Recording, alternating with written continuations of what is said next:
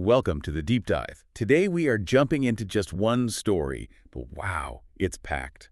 We're talking faith, God showing up, some really tragic turns, and deep, deep lessons about karma. It's the story of Suppabuddha the leper. You can also find versions of it in the Udana texts. Right, and this isn't just, a simple folktale. Oh, definitely not. It's really a window into how people back then thought about, well, everything. Wealth, fate, cause and effect across lifetimes. It's all in there, straight from the source text, the Suppabuddha story itself. Okay, so our plan today is to pull out the really key insights, maybe uncover some surprising details, and see how it all connects to, well, themes that still matter today. Let's get into it. So it starts with Suppabuddha. He's described as a leper, and he's there listening to the Buddha teach in Vijayana, kind of on the outskirts of the crowd. Yes, sitting at the very edge, and while listening, something incredible happens internally. He gets it. He attains what's called the fruit of stream entry, Suppabuddhakuṭṭhivatthu. Stream entry. What exactly does that mean for him? Is it like enlightenment? It's a huge step towards enlightenment. It means he's seen the truth, the Dhamma, directly. He's entered the stream, so to speak, and he's guaranteed to reach full awakening eventually, within 7 lifetimes at most. It's irreversible. Wow. Okay, so a massive inner transformation.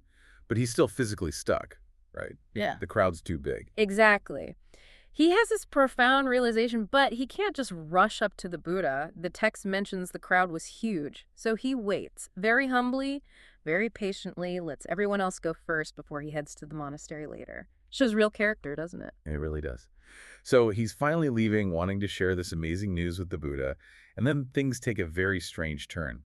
Sakka shows up, the king of the devas. Yeah, Sakka himself descends from the heavens. Apparently he knew Suppabuddha had reached stream entry and, well, decided to test him. Test him. Why would a god do that? Seems a bit harsh. Well, it's a classic kind of test in these stories. Sakka represents, you could say, worldly power and perspective. He wants to see if Suppabuddha's new spiritual attainment can withstand temptation. Real temptation. Okay, so what does Sakka offer?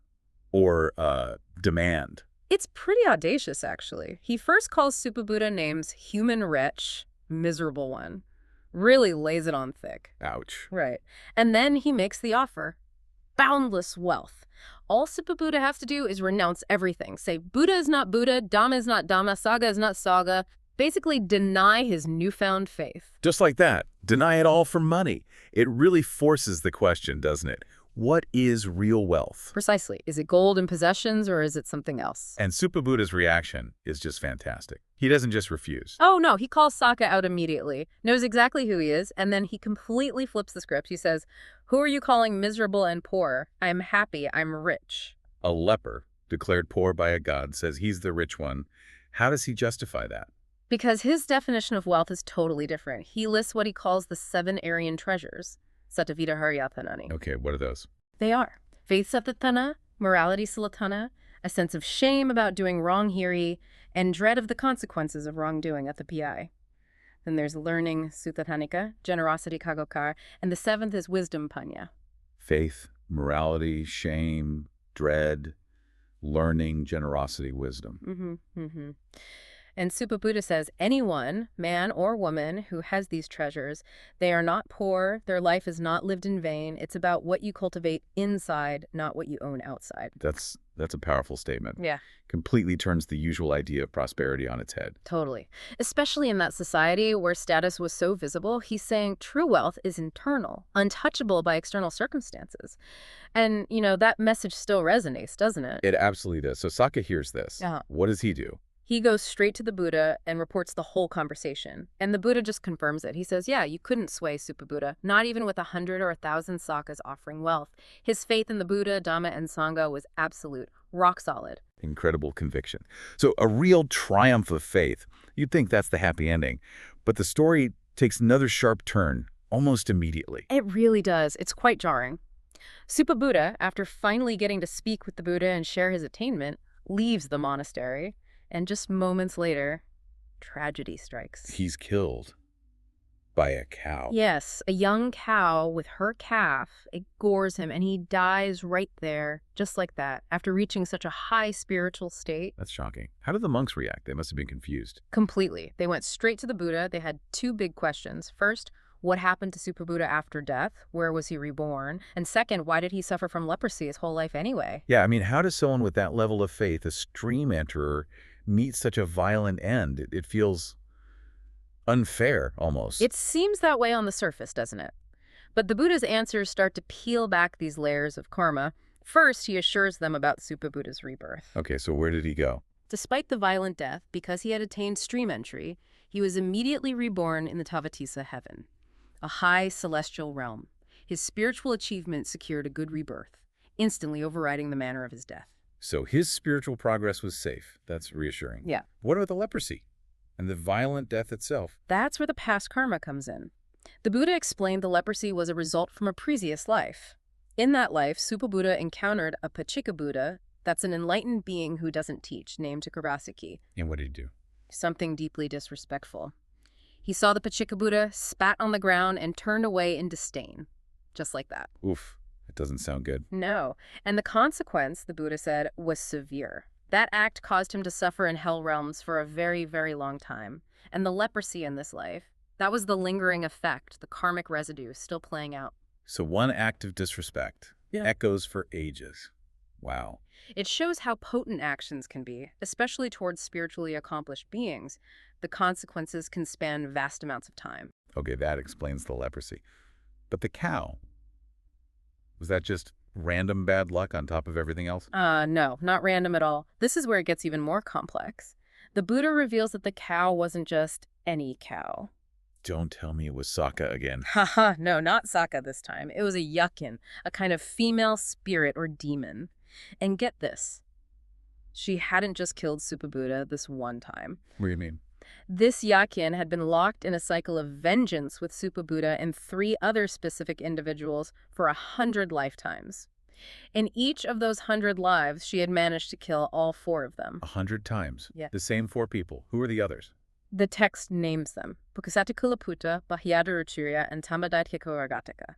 Suppabuddha was the 4th. This sounds like some kind of ancient feud. Where did it start? It started way, way back. The Buddha explained that in a very distant past life, these 4 men were the sons of wealthy merchants. They took a city courtesan out for enjoyment. They went to a park, had a good time, and then in the evening, they decided they didn't want to pay her the agreed 1,000 coins. Worse, they wanted her ornaments too. So they plotted to kill her to get everything back. That's incredibly cruel. Horrific. And the courtesan overheard their plan. She thought, these shameless men, they use me and now they want to kill me. What could she do? As they were attacking her, right at the moment of death, filled with anger and betrayal, she made a powerful, determined wish, an aspiration. What did she wish for? She wished, just as they are killing me now, may I be reborn in a way that I can kill them again and again. Wow.